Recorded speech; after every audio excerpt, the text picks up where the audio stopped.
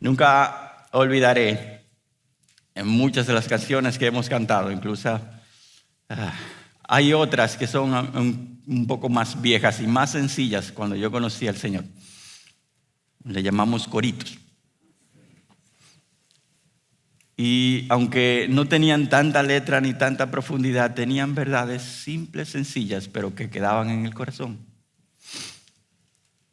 Uno de esos coritos que ministró mucho mi corazón en aquel tiempo de mi nuevo nacimiento fue uno que decía simplemente así: hubo un cambio cuando a Cristo conocí. Hubo un cambio cuando a Cristo conocí. Y las cosas que yo hacía, ya no las hago más. Y las cosas que yo hacía, ya no las hago más. Porque hubo un cambio cuando a Cristo conocí. Como usted entenderá, esos coritos se repiten 150 veces más. Y se le añaden algunas variantes. Pero una de las cosas que para mí fue fresco y nuevo en ese momento es que yo comencé a experimentar esos cambios. Mi forma de hablar cambió, mi forma de pensar comenzó a girarse a otro lado, mi forma de tomar decisiones fue diferente y pude experimentar lo que ese corito decía. Realmente hubo un cambio. Pero la fuente de ese cambio era lo que dice también el coro: porque a Cristo conocí. Como usted y yo tal vez, ¿verdad? Nosotros tenemos un entendimiento de Dios, depende de dónde uno nace. Yo nací en una familia temerosa de Dios, pero no cristiana. Se hablaba de Dios de vez en cuando, se oraba o rezaba de vez en cuando. Y Dios para mí era un amuleto, algo que utilizaba en ciertos momentos y otros no. Dios para mí era algo teórico que estaba allí, existía, pero nada más. Pero cuando a Cristo conocí, hubo un cambio. Algo que no dice la canción, que es una realidad aún más profunda, pero una verdad, además de que cuando conocemos a Cristo hay un cambio, es que el cambio ocurrió además de conocerle cuando me conocí a mí mismo también a través de lo que conocí de Él. Yo conocí que yo no era tan bueno como yo pensaba. Yo conocí que mis intenciones estaban teñidas de egoísmo, de interés, de orgullo, de vanidad.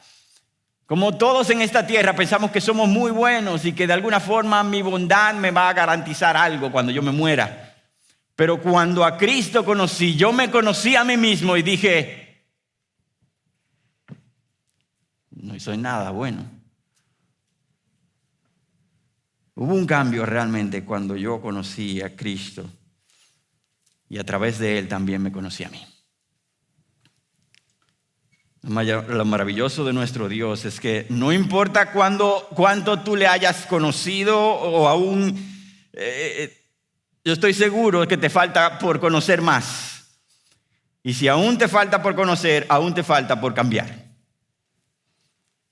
Un mayor conocimiento de nuestro Dios nunca te dejará estático espiritualmente. Nunca. Mientras más le conoces en su carácter, más te conocerás a ti y más querrás cambiar para ser como Él. Si no me crees, pregúntale a Job. Un hombre intachable, dice la Biblia, recto, temeroso de Dios y apartado del mal. Cualquiera diría: Job conoce a Dios, no le hace falta más nada. Y al final de su libro, él dice: he sabido de ti solo de oídas, pero ahora mis ojos te ven, por eso me retracto y me arrepiento en polvo y ceniza. ¿Qué es esto? Un hombre intachable, un hombre temeroso de Dios, apartado del mal, y dice que no conocía a Dios. Es que mientras más conoces de su carácter, más te conocerás a ti y más querrás cambiar para ser como Él. Si no me crees todavía, pregúntale a Pablo, que en su currículum él pone algo como: yo soy circuncidado a los 8 días de nacer, del linaje de Israel, de la tribu de Benjamín, hebreo de hebreos, en cuanto a la ley fariseo, en cuanto al celo, perseguidor de la iglesia, en cuanto a la justicia de la ley, hallado irreprensible. Ese soy yo. Wow, ya, a ese no le falta nada. Inmediatamente después de ese verso él dice: pero todo lo que era para mí ganancia, lo he estimado como pérdida por amor de Cristo. Y aún más, aquí viene: yo estimo como pérdida todas las cosas en vista del incomparable valor de conocer a Cristo Jesús, mi Señor. Porque mientras más conoces de su carácter, más te conocerás a ti y más querrás cambiar para ser como Él. Si estos ejemplos aún no te convencen, o si ya estás convencido, yo te invito también a ver en esta mañana a la experiencia de un hombre que pudo decir tal vez que era recto, pero que cuando conoció y se encontró con este Dios, dijo: yo soy inmundo. Veamos a Isaías y el Dios Santo. Isaías capítulo 6, versos del 1 al 8.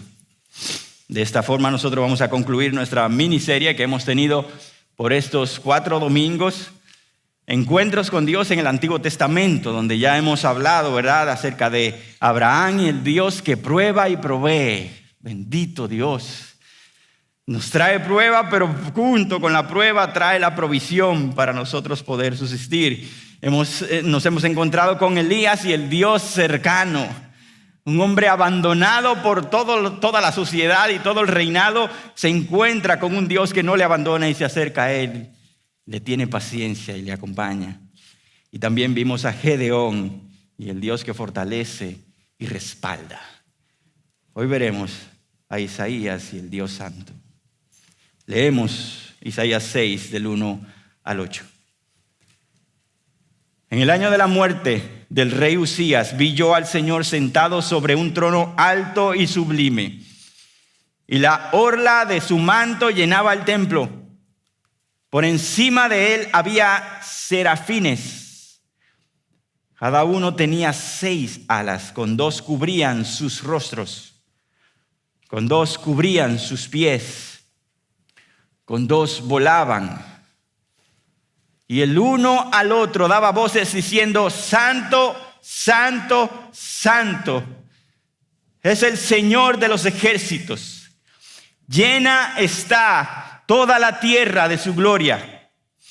Y se estremecieron los cimientos de los umbrales a la voz de aquel que clamaba, y la casa se llenó de humo. Entonces dije: ¡ay de mí! Porque perdido estoy, pues soy un hombre de labios inmundos, y en medio de un pueblo de labios inmundos habito, porque mis ojos han visto al Rey, el Señor de los ejércitos. Entonces voló hacia mí uno de los serafines con un carbón encendido en su mano, que había tomado del altar con las tenazas. Con él tocó mi boca y me dijo: esto ha tocado tus labios, y es quitada tu iniquidad y perdonado tu pecado. Y oí la voz del Señor que decía: ¿a quién enviaré? ¿Y quién irá por nosotros? Aquí estoy, envíame a mí, le respondí. Amén. Hay mucho más en los pasajes y versos siguientes acerca de este encuentro. Pero hoy trataremos de enfocarnos solamente en ese momento en que Isaías es testigo de esta gloriosa visión que él tiene de Dios y todo lo que le rodea. Hermano, el libro de Isaías es uno de los escritos más ricos en contenido histórico, profético y hasta poético. El Nuevo Testamento está lleno de referencias a Isaías. Y usted y yo estamos familiarizados con muchas de ellas porque todo cuanto se refiere a Cristo casi está referenciado en Isaías. Nosotros vemos en Isaías que Jesús nació de una virgen. 500, 700 años antes, en Isaías capítulo 7. Las palabras de Juan el Bautista, o en referencia a Juan el Bautista, se encuentran en Isaías. Una voz clama, preparen en el desierto camino al Señor. Todos estos son pasajes que nosotros vemos acerca de Cristo en Isaías. El Espíritu del Señor está sobre mí por cuanto me ha ungido para... Esto está en Isaías también. Jesús como el hijo de David prometido para ser un rey triunfante está en Isaías. Jesús como el siervo sufriente cuyas heridas traerían salvación también está en Isaías 53.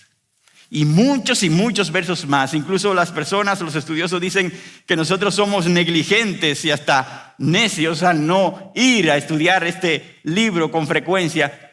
Porque allí hay tesoros incalculables que muestran aún más a Cristo y su gloria. Este libro fue escrito obviamente por Isaías, que lleva su nombre, ¿verdad? Isaías, Yeshaya, Dios es salvación, de donde mismo sale el nombre de nuestro Salvador y de Josué, el Señor es salvación. Él era nada más y nada menos que un aristócrata, o sea, alguien cercano a la nobleza, se lidiaba muchas veces con los reyes, con aquellos que tenían autoridad. Y este era un profeta particular por eso, porque no era del vulgo, no era de aquellos que salen de una cueva, no, él era un hombre conocido, respetable en la sociedad y tenía acceso al rey y a la corte real. Esta visión está muy relacionada a un hombre como él. Acceso al rey, a la corte real. Y en la visión él ve a aquel sentado en el trono. Se da cuenta que no hay otro rey como ese. Él se pudo haber codeado con todos los reyes que él quiera, pero ese no es comparable.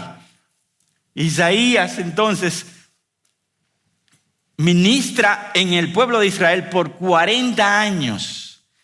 Y pasan varios reyes. Este Usías que es mencionado aquí fue el primero. Después su hijo Jotán, Acaz, Ezequías. Y algunos también incluyen al hijo de Ezequías, Manasés. Por medio de quien, según la tradición, Isaías es aserrado por la mitad. Eso dice Hebreos 11:7 acerca de profetas que vivieron eso. Isaías entonces fue usado para confrontar a los líderes y al pueblo de Dios en varias áreas de pecado. Y nosotros tenemos que entender un poco esas áreas de pecado para poder entender este encuentro en Isaías 6. Si no, esto se queda como, qué hermoso, qué asombroso. Pero Isaías conocía cómo estaba el pueblo. Y él confronta a los líderes acerca de su hipocresía, su avaricia, su autocomplacencia, su cinismo. La prosperidad había llegado a la nación y Usías había sido usado para extender el reinado de Israel de una forma tan grande que hasta llegó a los límites de Salomón, hermano, donde el reinado fue lo más grande posible. O sea que Usías fue usado para prosperidad. Sin embargo, los que estaban en posiciones poderosas habían devorado esa prosperidad. Y se habían olvidado de observar lo que Dios quería, hasta el punto que mientras la gente confesaba al Señor con sus labios, sus corazones estaban lejos de Él y sus sacrificios eran una farsa. Usted conoce ese pasaje, ¿verdad? Usted conoce el pasaje que el mismo Isaías escribe diciendo, ¿verdad? Dijo entonces el Señor, por cuanto este pueblo se acerca a mí con sus palabras y me honra con sus labios, pero aleja de mí su corazón y su veneración hacia mí es solo una tradición aprendida de memoria. Ese era el pueblo de Dios. Y yo no quiero que tú veas el pueblo de Dios cada vez que hablemos de él como el pueblo de Israel, sino que puedas verte a ti como el pueblo de Israel también. Este pueblo se acerca a mí con palabras, me honra con sus labios, pero aleja de mí su corazón. Y su veneración, lo veneran, sí, pero su veneración hacia mí es solo una tradición aprendida de memoria. Este era el pueblo de Israel. Y es imposible, como dije ahorita, saborear el capítulo 6 sin conocer cómo estaba el pueblo. Y voy a leer brevemente el capítulo 1, algunos pasajes para que ustedes sientan lo que Dios siente acerca de este pueblo. Y tal vez tú y yo estemos incluidos ahí, como este pasaje del capítulo 29 que acabo de leer. Dios dice: oigan cielos y escucha tierra, porque el Señor habla. Dice el Señor así: hijos crié y los hice crecer, pero ellos se han rebelado contra mí. El buey conoce a su dueño y el asno el pesebre de su amo, pero Israel no conoce, mi pueblo no tiene entendimiento. ¡Wow! Lo más doloroso es lo que Dios dice en el verso 11. Dice: cansado estoy de holocaustos. ¿Qué es para mí la abundancia de sus sacrificios? Dice el Señor. La sangre de novillos, corderos y machos cabríos no me complace. No traigan más sus vanas ofrendas. El incienso suyo es abominación para mí. Cuando extiendan sus manos, esconderé mis ojos de ustedes, y aunque multipliquen las oraciones, no escucharé. Sus manos están sucias, llenas de sangre. ¡Wow! Esto antecede el capítulo 6 que leímos. El capítulo 5, justo antes del capítulo 6, nos habla de una maravillosa parábola. Sí, en el Antiguo Testamento también hay parábolas. Y aquí Dios mismo da una parábola diciendo en el capítulo 5, verso 1: mi bien amado tenía una viña en una fértil colina. La cavó por todas partes, quitó sus piedras y la plantó de vides escogidas. Edificó una torre en medio de ella y también excavó en ella un lagar. Usted sabe lo que es un lagar, ¿verdad? Lo vimos el domingo pasado. El lugar donde se preparaban los vinos y se machacaban las uvas. Excavó en ella un lagar, esperaba que produjera uvas buenas, pero solo produjo uvas silvestres. Y ahora, moradores de Jerusalén y hombres de Judá, juzguen entre mí y mi viña. ¿Qué más se puede hacer por mi viña que yo no haya hecho en ella?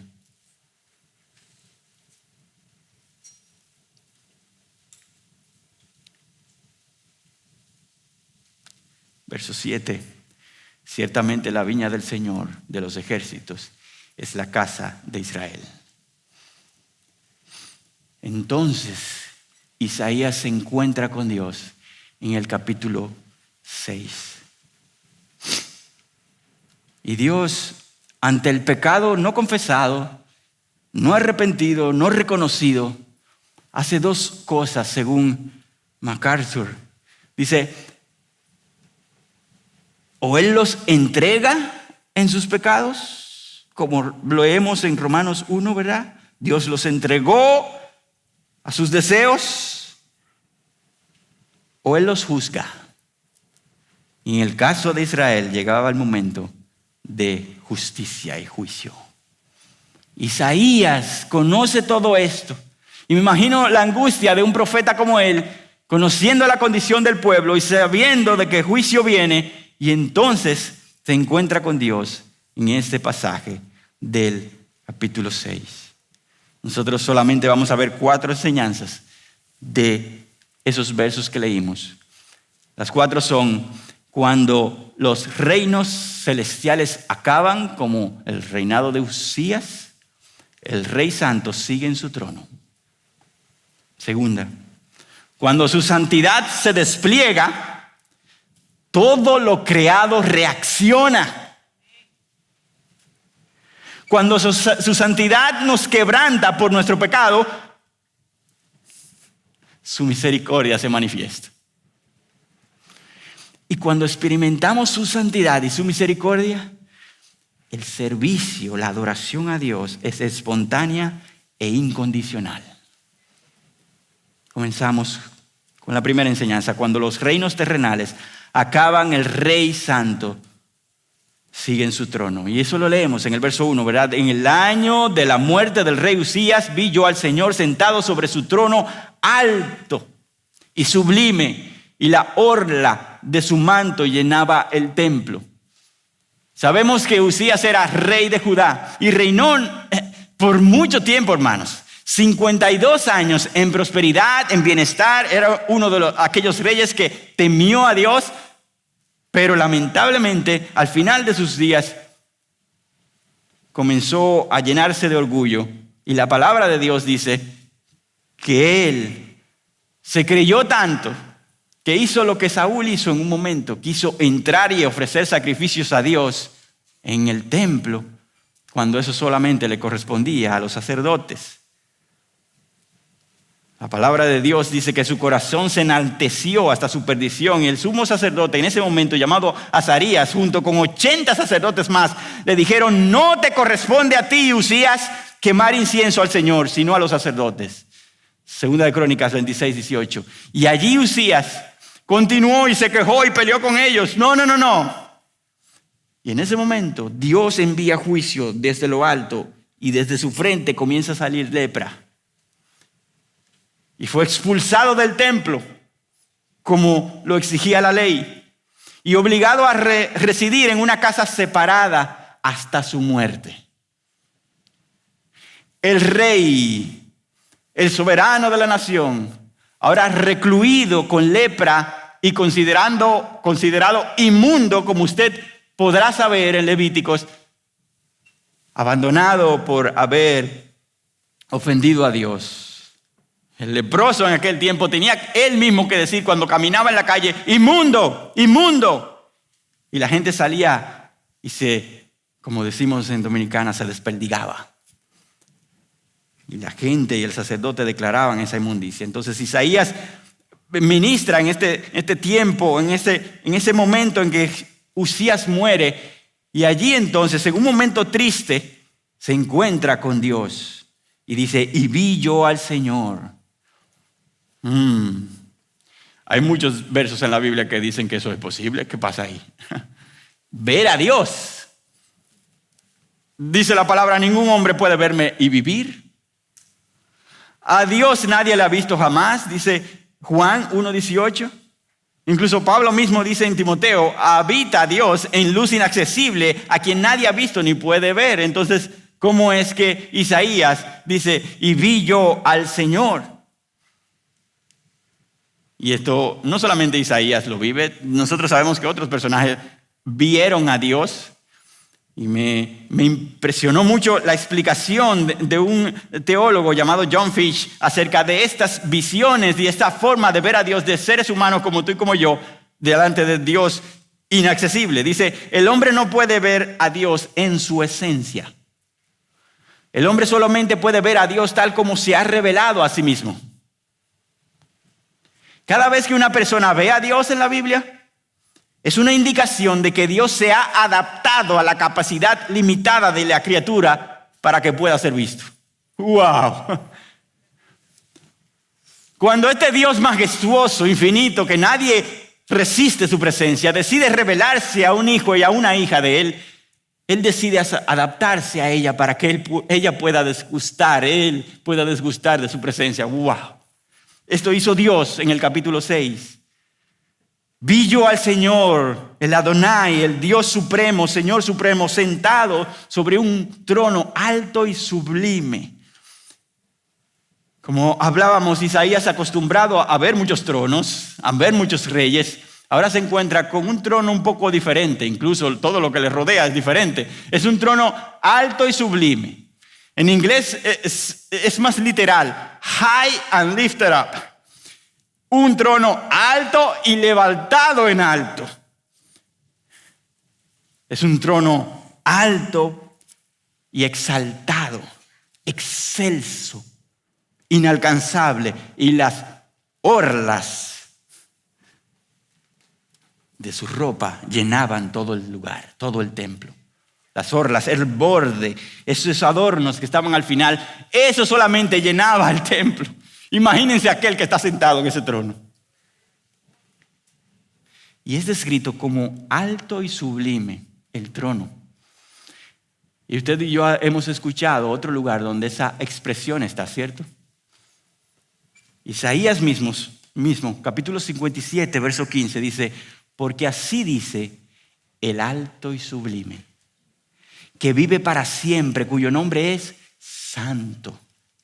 Yo habito en lo alto y santo, y también con el contrito y humilde de espíritu, para vivificar el espíritu de los humildes y para vivificar el corazón de los contritos. Este que estaba allí sentado era el alto y sublime, y porque él era el alto y sublime, su trono lo era también. Todo lo que Dios utiliza y donde Él se hace presente es afectado por sus atributos. Usted lo sabe, ¿verdad? Dios en la zarza ardiente, Moisés se acerca. Déjame ver qué es eso. Moisés, espérate. Porque el lugar donde estás es santo. ¿Por qué Él es santo? Lo mismo le pasa a Josué, ¿verdad? Frente al comandante, aquel capitán de los escuadrones del Señor. Y se acerca a este guerrero y Josué le dice: no, quítate tus calzados porque este lugar es santo. No te acerques. Dios se hace presente, como mencionábamos en la adoración, en el monte Sinaí frente a los israelitas. Y ese monte es llamado santo porque Dios está allí. Todo lo que Dios usa y donde se hace presente es afectado por sus atributos. Y este trono no escapa de eso. Y déjame decirte algo. Tú y yo no escapamos de eso. Si Dios se hace presente en ti, como lo está si eres cristiano con su Espíritu Santo, si eres su posesión, Él te declara nación santa, pueblo adquirido por Dios para anunciar sus virtudes. ¡Wow! Su trono es alto y sublime porque allí está sentado un rey que está sobre todo. Él no tiene solamente autoridad, sino que tiene poder sobre todo. Y por eso nosotros decimos, ¿verdad?, que cuando Isaías ve a un rey terrenal irse y morir, el rey santo aún sigue gobernando. ¿Qué grandes implicaciones tiene eso para Isaías y para ti y para mí hoy? Isaías pudo estar angustiado por lo que estaba pasando en el pueblo. Esto es un lío, qué desastre. Isaías pudo estar angustiado porque ahora se muere el rey donde había prosperidad, enfermo de lepra. ¿Y ahora qué pasará? Y de repente él ve al rey verdadero sentado en su trono inmutable. Todavía hay alguien que gobierna, Isaías. Todavía hay alguien en control, Isaías.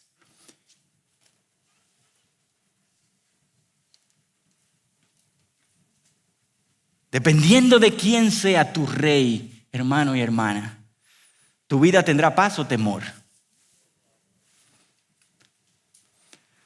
Tú puedes buscar la lista de reyes que puedas tener tú mismo, ¿verdad? Lo que adoras, lo que buscas, donde te sientes seguro. Pero dependiendo de quién sea tu rey, eso te quitará la paz o te dará paz. Y Dios, sentado en su trono, quiere dejarle decir a su pueblo, a Isaías, que Él es quien gobierna finalmente y quien está bajo el reinado de todo el universo. Por tanto, si tu rey es el que está sentado, como Isaías dice en el capítulo 40, si tu rey es el que está sentado sobre la redondez de la tierra, cuyos habitantes son como langostas, el que extiende los cielos como una cortina y los despliega como una tienda para morar, Él es el que reduce a la nada a los gobernantes y hace insignificantes a los jueces de la tierra. Si ese es tu rey, estarás tranquilo. Estarás tranquilo. Porque cuando los reinos terrenales acaban, el rey verdadero sigue en su trono. Segunda enseñanza. Cuando su santidad en ese trono se despliega, todo lo creado reacciona. no hay un ser presente, incluso no ser, ser inanimado presente en ese lugar que no reaccione ante la santidad de este majestuoso Dios. Esta es la única parte, dice la palabra, ¿verdad? Porque leemos en el verso 2, por encima de él habían serafines y cada uno tenía 6 alas y se cubrían los pies, los rostros y volaban. Es la única parte de la Biblia donde se menciona que hay serafines. Seres como de fuego, en llamas, dice la palabra de Dios. El único otro lugar fue donde el pastor Luis leyó en Apocalipsis 4 que parecen ser esos serafines, unos seres vivientes que tenían también 6 alas, pero tenían una descripción que no se describe aquí. Por tanto, serafines eran seres de fuego celestiales donde habitaban delante de la presencia del Señor. Donde hay fuego, hermanos, en la Biblia, y tengo muchos pasajes aquí que no los voy a leer, pero fuego mostraba la santidad de Dios cerca.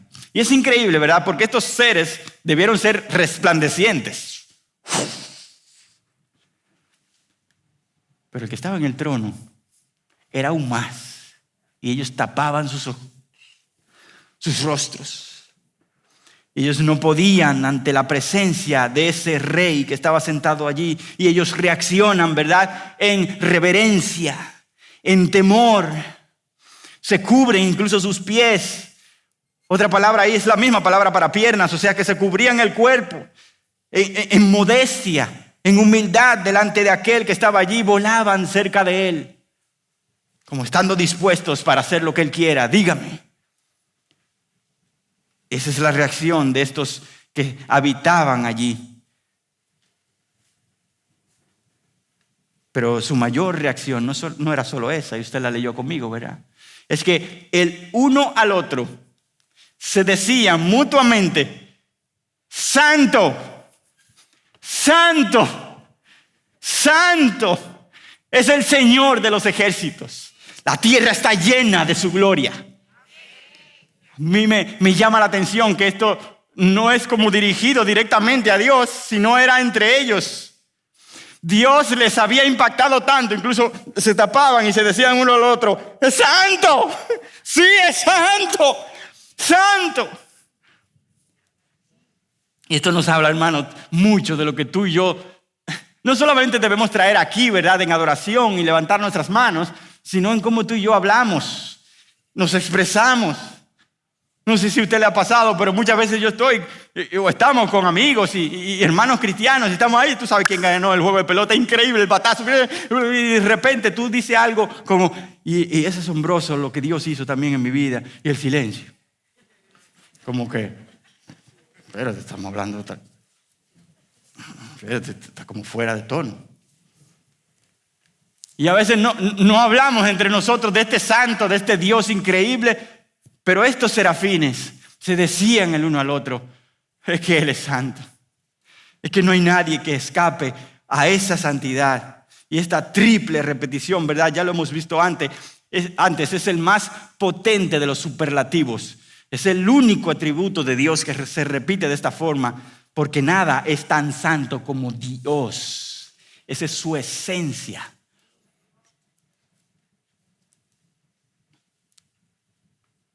Dios está completamente separado, eso significa santo, separado, cortado del pecado, y está infinitamente por encima de todas las criaturas en pureza, gloria y majestad. Eso es santo.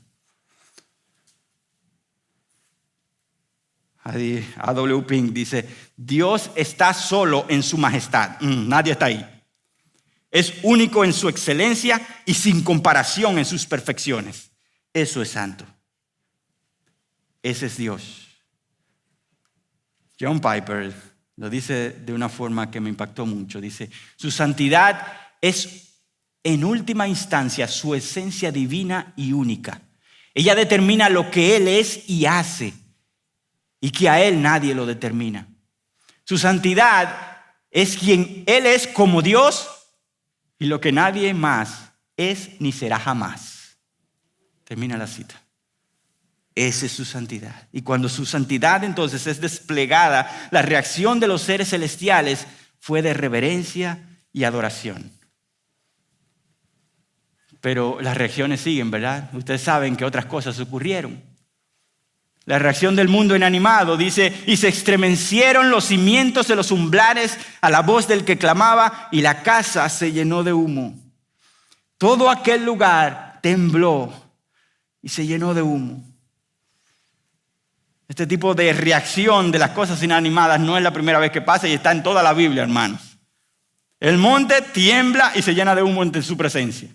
El tabernáculo de Moisés, incluso el templo hecho por Salomón, se llena de humo con su presencia. El día de Pentecostés estaban orando y el lugar donde estaban tembló. La palabra dice en Salmo 114, tiembla, oh tierra, ante la presencia del Señor, ante la presencia del Dios de Jacob. Tiembla. Cuando la santidad de Dios es desplegada, la reacción de los seres celestiales fue de reverencia y adoración. Pero la reacción del mundo inanimado es que no se quedó quieto. El mundo inanimado tembló, se llenó de humo. Como que dice, yo no puedo hablar, pero sí puedo temblar. La última reacción que vemos aquí es la reacción del hombre, el ser terrenal. Verso 5. Entonces dije, ay de mí, porque perdido estoy. Pues soy hombre de labios inmundos y en medio de un pueblo de labios inmundos habito. Porque mis ojos han visto al Rey, el Señor de los ejércitos. Ahora vemos a un hombre, como tú y yo, pecador delante de este Dios. Y la reacción de este hombre es de un hombre que reconoce su pecado, está contrito por su pecado, y reacciona en temor reverente y asombro cuando se enfrenta a la presencia manifiesta del Santo de Israel, como dice Isaías, ese título en muchas ocasiones. ¡Ay de mí! ¡Ay de mí! Ustedes saben que en el capítulo 5 Isaías dijo 5 ayes también, 6, perdón. 6 ayes contra Israel. ¡Ay de ti! ¡Ay de ti! ¡Ay de ti! ¡Ay de ti! Y ahora le toca a él, ay para él. La santidad de Dios es traumática para personas no santas, dice R.C. Sproul. Para aquellos que no tenemos una esencia en santidad, cuando estamos frente a la santidad de Dios, esto es traumático, o debería serlo para nosotros. Porque esto nos quebranta y nos hace ver no solamente lo inmaculable que es, inmaculado, sino lo sucio que yo soy, lo inadecuado que soy para estar allí. Las razones de este lamento de Isaías son las siguientes, son 4. 1, yo estoy perdido y arruinado o deshecho, como dice en inglés, undone, ¿verdad? Yo estoy perdido, deshecho. ¿Por qué? Por mi inmundicia. Yo soy un hombre de labios inmundo. Yo, así como el verso en el capítulo 29, que alaban solamente de labios, yo soy también así. Y yo también, tercera razón, veo y habito a un pueblo, en medio de un pueblo de personas inmundas. Y la cuarta razón es que al estar en esa condición pecaminosa e indigna, sus ojos han visto al Rey entonces. Ay, ay, ay. Isaías conoce el Antiguo Testamento, hermanos. Él sabe que todo aquel que ve a Dios es fulminado. Todo aquel que toca un arca inapropiadamente o porque no le toca, es fulminado. Todo aquel hijo, aunque sea de un sacerdote como Isaí, y trae fuego extraño, es fulminado con fuego. Isaías entonces se da cuenta de su condición y dice, yo he visto a Dios, se acabó esto. Adiós, avísenle a mi esposa, a mis 2 hijos. Pero es la reacción correcta ante la santidad de Dios. Jerry Bridges dice, esta revelación de la santidad de Dios tuvo un impacto devastador en Isaías. Abrumado por la aguda conciencia de su propia pecaminosidad, esto es notable considerando que Isaías era miembro de la élite religiosa. O sea, no era, como dijimos anteriormente, no era cualquier persona, era un hombre de la élite social y religiosa de ese tiempo. Él podía ser uno de los que más se guardaba para cumplir la ley. Sin embargo, que es uno de los más dignos, delante del Rey Santo, Santo, Santo, es un inmundo cualquiera. Y es asombrosa la humildad de Isaías al decir esas cosas, porque si usted recordará quién fue inmundo en ese mismo año, el rey Usías. Inmundo ese rey, sí. Él dijo los 6 ayes en el capítulo 5, Israel, tú eres inmundo también. Pero ahora Isaías se encuentra a él en la ecuación de los inmundos y se incluye allí. Y es que cuando nosotros nos comparamos con la perfecta santidad de Dios, hermano, no vemos tan pecadores, nos vemos tan pecadores como cualquier otro. Muchas veces tú y yo tratamos de comparar nuestra santidad con aquel que está al lado, ¿verdad? Pero yo no hago, yo por lo menos no hago eso. Ay, qué bárbaro, cayó de esa forma. Como está esta iglesia, como está este mundo. Estos cristianos de ahora. Cuando nos comparamos con el estándar adecuado, que no es el otro, sino Dios, nos vemos tan pecadores como cualquier otro. Y se acaba el hablar del otro. Al estar ante el estándar de Dios 3 veces tanto, somos humillados y dejamos de compararnos con otros igual de pecadores como nosotros. Cuando entonces la santidad de Dios fue desplegada, el hombre es quebrantado, reconoce su pecado y muestra una actitud de arrepentimiento. Obviamente la pregunta ante todas estas reacciones para ti y para mí es, ¿y tú y yo qué? ¿Hace cuánto tú no has tenido un encuentro con el Dios Santo, Santo, Santo? O si lo has tenido, ¿cuál es tu reacción? No, brother, es que yo soy tímido, yo soy tranquilo, yo no soy tan efusivo. ¿Tú quieres algo más tímido y tranquilo que una columna? Y ella tiembla ante la presencia de Dios.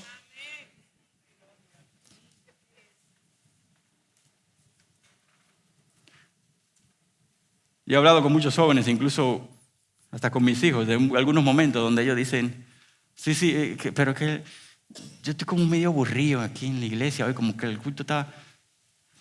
¿Qué rayos tiene que ver el aburrimiento con iglesia y Dios? Si tú estás aquí para entretenerte, brother, estás en el lugar completamente equivocado. Aquí no se viene a eso.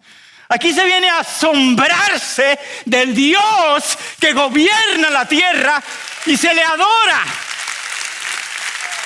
Pregúntale a Isaías si estaba aburrido en ese momento.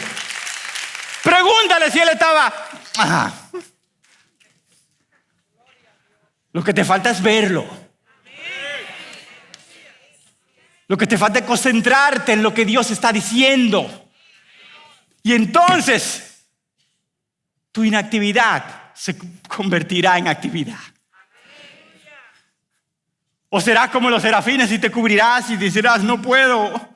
Santo, santo. O serás como aquellos objetos inanimados y tiemblan. No digo nada, pero tiemblo por dentro. O serás como Isaías, estoy muerto, perdóname, Señor. Pero algo pasará en aquel que se encuentra con el Dios santo, santo, santo. Algo pasará. Tú lees todo esto y tú te preguntas, oye, Joel, pero esto da miedo. Sí, claro que sí. Es ante el Dios que no se compara contigo y conmigo. Es ante un Dios que tú no lo describes, Él se describe a sí mismo y escapa a tu definición. Ese es el Dios que realmente se debe adorar. Y por eso debe haber un anhelo tuyo y mío de encontrarme con ese Dios. La reacción de Isaías fue de humillación.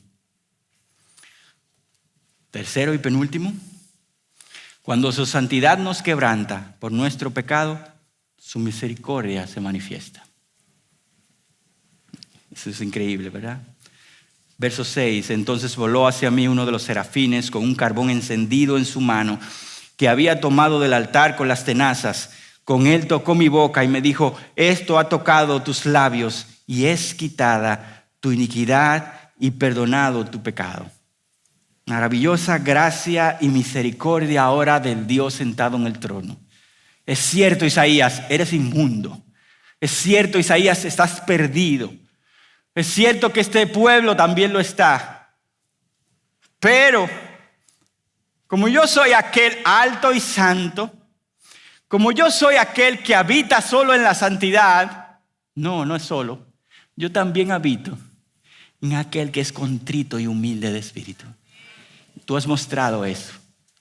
Y por tanto, tu reacción correcta ante mi santidad fue humillación. Yo entonces me acerco para limpiarte.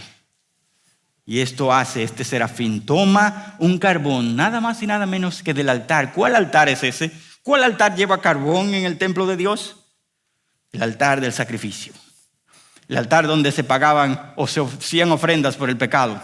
De allí toma un altar y se lo lleva a Isaías y limpia sus labios con un carbón encendido. En la Biblia no se registra, pero ahí debió haber un grito grande, ¿verdad? ¡Uy! ¡Me quemaste! Debió haber. Pero la realidad es el interés de Dios de acercar y perdonar, pero lo hace a través del carbón del altar. Y esto apunta directamente a nuestro Salvador, hermanos. Aquel que pagó nuestros pecados con su sacrificio perfecto. Es aquel que nos acerca a Dios y perdona nuestros pecados, nos limpia y nos hace aceptos para estar delante de Él. ¡Wow! Dios en ese momento estaba mostrando esto. Estaba mostrando lo que dice 1 de Juan 1:9. Si confesamos nuestros pecados como Isaías lo hizo, Él es fiel y justo para perdonarnos nuestros pecados y limpiarnos de toda maldad. Ese es nuestro Dios. Ese es nuestro Dios. Ray Ortlund, un autor cristiano y pastor, dice: lo que debemos ver en el contexto de toda la Biblia es que este carbón encendido simboliza la obra terminada de Cristo en la cruz. Allí vemos la mayor muestra de misericordia hacia el pecador perdido y deshecho por el pecado.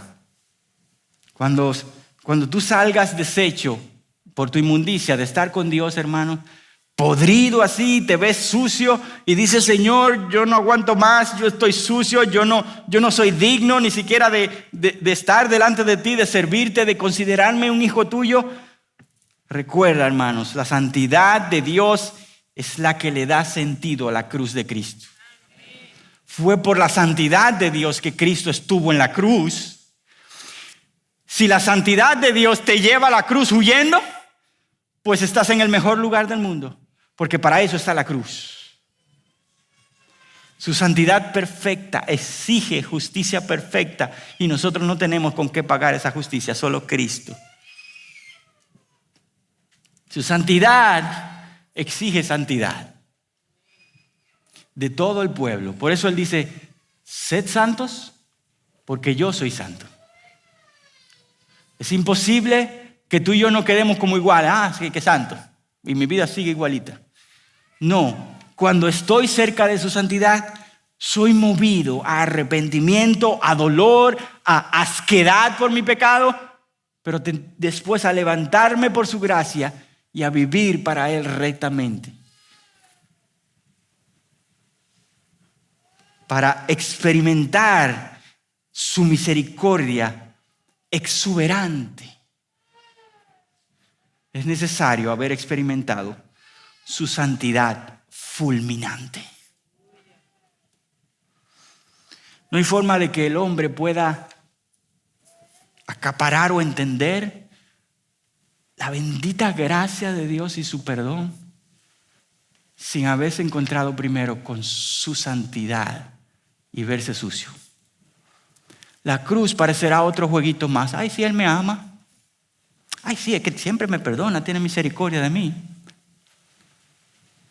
Pero para experimentar, entender a profundidad la misericordia abundante que nosotros vemos aquí, es necesario encontrarnos con la santidad de Dios que nos mata o nos quiere matar. Por último, cuando experimentamos su santidad y su misericordia, el servicio, la adoración a Dios es espontánea e incondicional. Y oí la voz del Señor que decía, ¿y a quién enviaré? ¿Y quién irá por nosotros? Lo natural es que hubiera un silenciazo, hermano. Isaías por dentro estuviera diciendo, yo, y es fácil. Yo soy purísimo. O sea, ahora que yo me doy cuenta de los pecados que yo soy. Pero Isaías había experimentado el perdón completo de Dios. Y por eso él dice, aquí estoy, envíame a mí. Apúntame ahí en la lista de servidores que hay que ir para allá. Sí, cuenta conmigo. Isaías, pero espérate, déjame explicarte la labor primero. No hay que decirme nada, apúntame, no hace falta, tú me explicas luego. De ahora en adelante estoy a tu servicio completamente e incondicionalmente. ¿Y qué pasa allí? Hermanos, que la fuente, el motor del servicio y la adoración a Dios en todo sentido es un encuentro con Él. Un encuentro con su misericordia y su perdón. Eso es lo que me impulsa a hacer lo que sea que Él quiera. Yo experimenté su santidad y su amor increíble. Ahora le sirvo con todo lo que soy. El servicio incondicional a Dios se produce cuando hemos conocido quién Él es santo, y qué ha hecho por nosotros, su misericordia infinita. Un corazón adorador siempre servirá. Así estaba Isaías. Se encontró con este Dios, estalla en adoración y por eso sirve sin pedir cuentas o explicaciones. Cualquier otra fuente que nos motive a servir, hermanos, será para los hombres, para el aplauso de la gente, para que me vean y todo eso. Pero cuando es la adoración a Dios, lo que Él ha hecho por mí, cuenta conmigo, Dios. Yo soy tuyo. Hubo alguien que lo dijo aún mejor. George Mueller dijo así: hubo un día que morí. Murió George Mueller a sus opiniones, preferencias, gustos y voluntad. Moría al mundo, a su aceptación o a su censura, a la aprobación o reproche aún de mis hermanos o amigos. Yo morí. Desde entonces he vivido solamente para presentarme aprobado para Dios. Ante ti, Señor, solamente ante ti. Ante ti sirvo y ante ti me humillo. Yo soy tu siervo. Bendito encuentro con Dios. En conclusión, hermanos, yo quiero ir a un pasaje que nos ayudará a cerrar. Y se encuentra nada más y nada menos en el Nuevo Testamento. Y se encuentra en Juan capítulo 12, verso 41. Voy a leer desde el 38. Dice: para que se cumpliera la palabra del profeta Isaías, que dijo: Señor, ¿quién ha creído a nuestro anuncio? ¿Y a quién se ha revelado el brazo del Señor? Por eso no podían creer, porque Isaías dijo también: Él ha cegado sus ojos y endurecido su corazón, para que no vean con los ojos y entiendan con el corazón, y se conviertan y yo los sane. Esto dijo Isaías porque vio su gloria y habló de él. Lo que nos muestra Juan, capítulo 12, verso 41, es que el que estaba sentado en el trono no era nada más y nada menos que el mismo Cordero de Dios, Jesucristo, el Dios trino manifestado, y no como un corderito abofeteado y ensangrentado, sino como rey. Cristo sentado en su trono con toda su majestad, siendo exaltado y ofreciendo perdón y gracia. Voy a terminar con una pregunta, y es: ¿qué está llevando a tu vida, y voy a decirlo en general, al pueblo de Dios, a no percibir quién Dios es, cómo Dios es, para que nos impacte de esta manera? Evidentemente, muchas razones puede ser porque yo no estoy ni siquiera en el trono, delante allí en el templo, buscando a Dios para que Él se muestre así. Y no me sumerjo donde Él se revela, y por tanto nunca puedo decir: Dios, qué grandioso, qué asombroso. O tal vez soy inconstante en mi búsqueda diaria de Él aquí o en el templo, entonces evidentemente no lo percibiré. Ahora, hay otras razones que también son a veces imperceptibles, y es, ¿qué otras cosas con glorias falsas rodean mi vida que me quitan la atención de la gloria verdadera?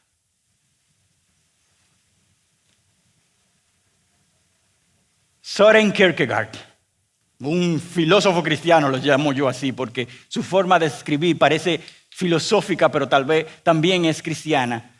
Decía lo siguiente, y quiero terminar con esto. Somos como personas que viajan en nuestro carruaje por la noche al campo para ver la gloria de Dios en el cielo. ¿Estamos ahí? Vamos a ver la gloria de Dios en el cielo. Pero encima de nosotros, a cada lado del asiento del carruaje, arde una linterna de gas. Una linterna aquí, otra linterna aquí. Mientras nuestra cabeza está rodeada por esta luz artificial, el cielo sobre nuestras cabezas estará vacío de gloria. ¿Por qué las estrellas no brillan casi? ¿Y por qué que no puedo ver lo majestuoso de la creación? Mientras nuestra cabeza esté rodeada por esta luz artificial, el cielo sobre nuestra cabeza estará vacío de gloria. Pero si algún viento bondadoso del Espíritu apaga nuestras luces terrenales, entonces en nuestra oscuridad los cielos de Dios se llenan de estrellas. ¿Qué glorias artificiales rodean tu vida y la mía, hermanos? Que cuando tratamos de percibir a Dios, como que no nos sabe. Dedicamos nuestro tiempo en glorias pasajeras y artificiales, que eso nos acapara la atención para cuando miramos al cielo glorioso de Dios, no brilla tanto.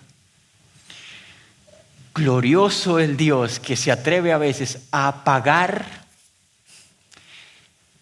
esas otras fuentes artificiales de gloria y nos lleva por pruebas muchas veces que la apaga y nos corta la luz y nos pone en el suelo para que de repente miremos al cielo y digamos, wow, tú eres santo, tú eres fiel, misericordioso, lento para la ira, grande en misericordia, nadie se compara contigo, a ti me rindo, yo soy un pecador, sálvame, perdóname, necesito a Cristo, necesito tu perdón, úsame, heme aquí, envíame a mí. Que Dios apague todas esas fuentes de nuestras vidas y podamos sumergirnos en su glorioso rostro para que podamos adorarle. En el nombre de Jesús. Padre, en esta mañana tú nos has apagado muchas luces y muchos aparatos. Pero esos aparatos no son suficientes, Señor. Muchos de nosotros necesitamos que nos apagues otras cosas. Muchos de nosotros tenemos otros reyes que nos dan seguridad y nos llaman la atención. Y apartamos nuestra búsqueda e intimidad de ti, Señor.